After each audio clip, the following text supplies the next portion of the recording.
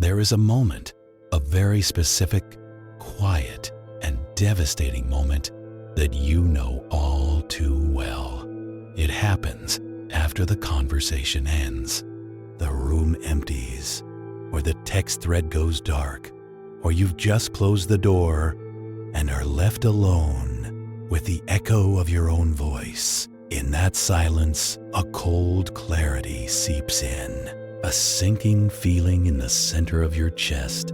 You just shared something real, something tender, a fear, a memory of hurt, a current struggle.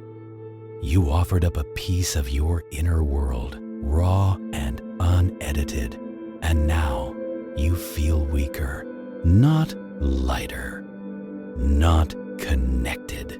You feel depleted, as if you've handed over a piece of your sovereignty, as if you've turned a private sanctuary into a public thoroughfare.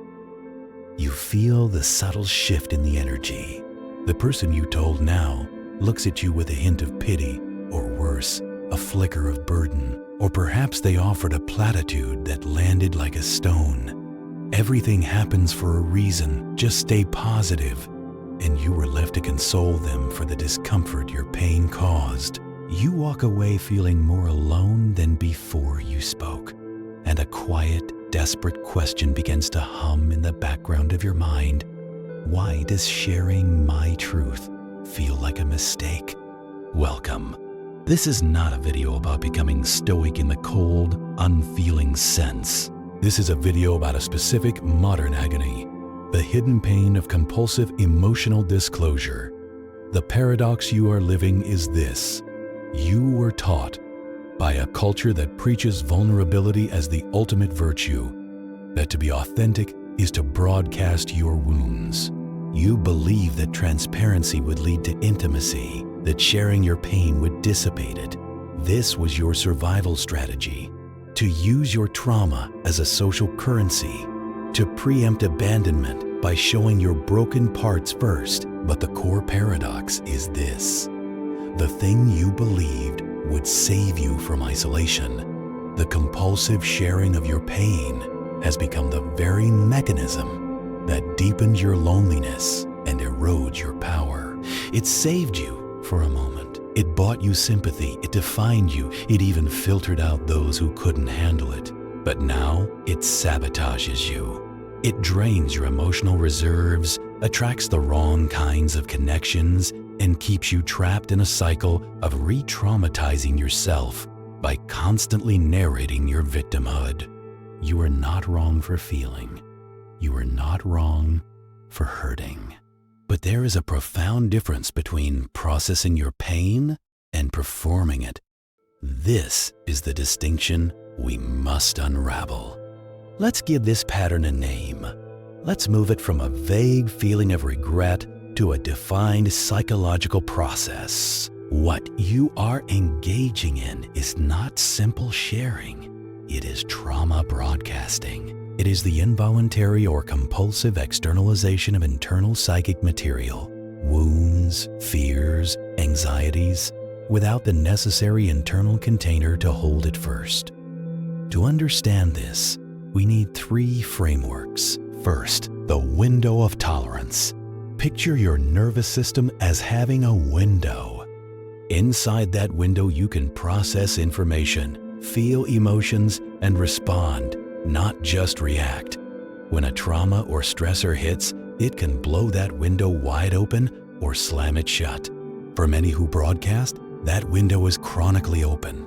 There is no filter between the internal storm and the external world. Every feeling must exit immediately, seeking validation or relief from an outside source. The psyche has not developed the muscle of self-containment. Second, we look to attachment theory, specifically anxious preoccupied attachment. The core driver here is the belief, if I am not fully known in my distress, I will be abandoned. I must show you my worst to see if you'll stay. It's a bid for reassurance so powerful it bypasses all discernment. It confuses intensity for intimacy. A truly secure attachment is built on the sharing of joy, curiosity, and quiet companionship, not just the mutual exchange of wounds. Third, we introduce a philosophical pillar, the Stoic maxim of the inner citadel. The Stoics, like Marcus Aurelius, Epictetus, and Seneca, spoke constantly of building an inner fortress, not to keep people out, but to have a place of unshakable peace within. You have power over your mind, not outside events. Realize this, and you will find strength, wrote Aurelius. Trauma broadcasting is the opposite.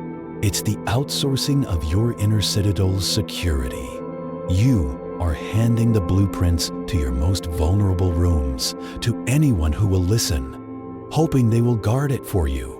Neurologically, every time you narrate a traumatic memory without the framework of integration, you are refiring and rewiring the same neural pathways of distress.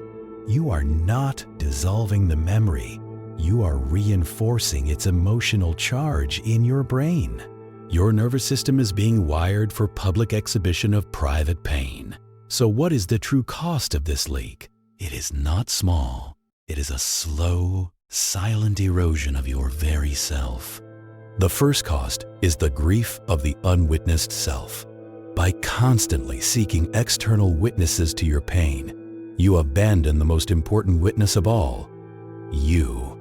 You skip over the crucial step of sitting with your own hurt, validating it yourself, and learning what it needs. You create a feedback loop where your sense of reality only solidifies when it is confirmed by another. Your own inner authority atrophies.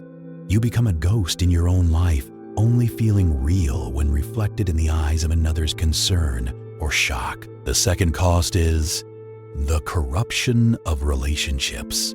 You begin to attract two types of people, rescuers and predators. The rescuers are drawn to your pain. They need to be needed, but this creates a codependent bond, not an adult partnership. They love the broken version of you and may unconsciously sabotage your healing because your wholeness would end their purpose. The predators, the narcissists, the emotional vampires see your open wounds as a welcome mat. They sense your leaky boundaries and your need for validation, and they will use your disclosures against you, weaponizing your own pain in future conflicts. Meanwhile, emotionally whole, secure people often feel overwhelmed or burdened by the intensity, and they will quietly distance themselves. So you are left wondering, why am I always surrounded by drama? The drama is the energy field your broadcast creates. The core fear driving all of this is not just the fear of abandonment. It is the fear of your own unfiltered existence. The terror of being alone with the raw, unnarrated, uncommented upon truth of your own experience. If you don't say it, does it exist? If no one validates it, was it real? This fear makes simple moments excruciating. A quiet evening alone becomes a vacuum you must fill with a text. A minor setback must be immediately turned into a story. Your life becomes a constant commentary track of suffering, and you lose the ability to simply live the experience, to let it be private, to let it transform in the dark soil of your own soul before presenting it as a finished flower. As Carl Jung warned, what you resist persists, but what you expose prematurely disperses into the void, losing its power to transform you. Your pain has a purpose. It is a signal, a teacher. By broadcasting it, you rob it of its sacred function. So how does this childhood survival strategy manifest in your adult life? It's not just about oversharing on a first date. It's a pervasive architecture of your being. You become an adult who feels deeply ashamed and regretful after moments of vulnerability, vowing never to open up again. until the next compulsive urge hits. You become an adult who has a history of intense, fast-burning friendships and relationships that flame out in dramatic misunderstandings, often revolving around a perceived betrayal of your trust. You become an adult who struggles with massive creative block because creation requires a period of private, unprotected gestation. You abort ideas before they are fully formed by seeking feedback too soon. You become an adult who is perpetually exhausted. The emotional labor of constantly managing how your pain lands for others is a full-time job. You are the stage manager, actor, and critic of your own tragedy every single day. You become an adult who cannot distinguish between true intimacy and trauma bonding. A deep, quiet connection feels boring. You mistake the intensity of mutual wound sharing for love. You become an adult who has a profound sense of being too much and not enough simultaneously. Too much pain to share, not enough resilience to keep it in. These are not your personality. They are the sophisticated coping mechanisms of a system that never learned to self-soothe. The first step of unlearning is not to build a wall. It is to witness without broadcast. It is to say to yourself in the midst of the ache, I feel this. It is here. I am noticing it. And then to just breathe, to not immediately reach for the phone, to not craft the story. To allow the emotion to move through your body as a pure sensation, not as a narrative begging for an audience. This is the practice of building the container. Healing, then, is the deliberate, gentle process of internalizing the witness. It is learning to be your own best listener. This begins with discernment. Before you speak, ask this triage question. Am I sharing to connect, or am I sharing to discharge? Discharge seeks to vomit the pain out onto another. Connection is the conscious choice to share an already processed feeling from a place of wholeness to deepen a bond that already exists. Learn the power of the pause. The space between the feeling and the word is where your power is born. It continues with sacred journaling. Your journal is your training ground for the inner citadel. It is the unconditionally accepting witness. Rage there, grieve there, whine there. Let it be the first recipient of the broadcast. Over time, you will find the storm passes on the page, and what remains is a clearer, quieter truth that you may or may not choose to share with a select other. It deepens with the practice of silent integration. Go for a walk and do not speak of the thing that hurts. Let the trees witness it. Cook a meal in silence with your pain as a companion, not a centerpiece. Train your system to understand that a feeling can be held fully and completely within the boundaries of your own skin. This is not repression. It is the ultimate form of self-respect. You are saying, this experience is mine to metabolize.